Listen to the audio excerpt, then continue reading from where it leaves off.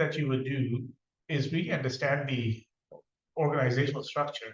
I think that would be the starting point for me, because that gives you an idea of what are the different say functions within the organization, right?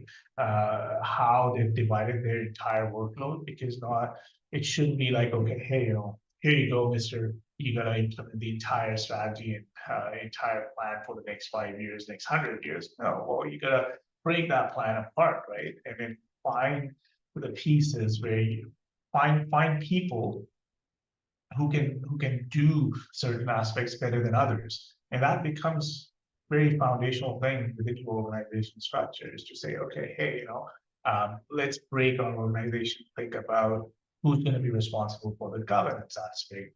Let's break it apart and think about who's going to be responsible for our lands and resources aspect.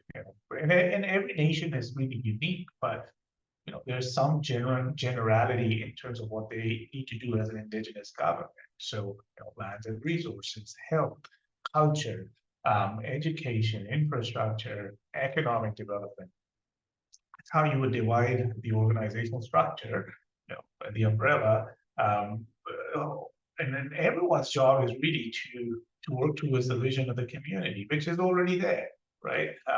They've got this vision, they've got this excellent strategy, but what's missing is some sort of a structure around the strategy that defines, which area of the organization is responsible for which aspect of the strategy, who's going to be doing what when it comes to that area of the organization, how soon it's going to be done, the KPIs, right? Like how will they know once they're there with respect to different initiatives? So all of that, I think the starting point is to really lay out an organizational structure. However, your nation, your organization is really structured. Break it down, then start working towards the resourcing part of it, right? That hey, okay, if you've identified that lands and resources is one of the areas, language and culture is another area.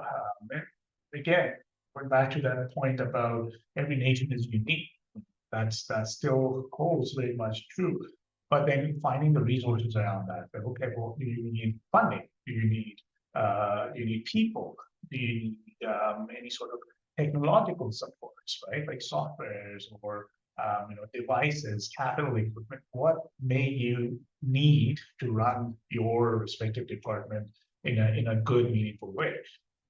And that's the very foundational thing to do. Then it's you're planning. You're planning for the organization's different departments, right? Like by answering those fundamental questions about, what is it that the land and resources department needs to do? Who's going to do it? When is it due? How are we going to know that we are there? So by answering those questions in a very simple way, and there's no one size fits all. There's no like a template, if you may. But as long as you're answering those questions, that helps you create the plans you really need to create, whether it's at a departmental level, whether it's at an organizational level, whether it's at a community level. The foundational questions don't change. It's just the way you ask those questions, the people you ask those questions to, the literature that you review to understand some of the answers for those questions, that part changes. But those questions really don't change, in my view.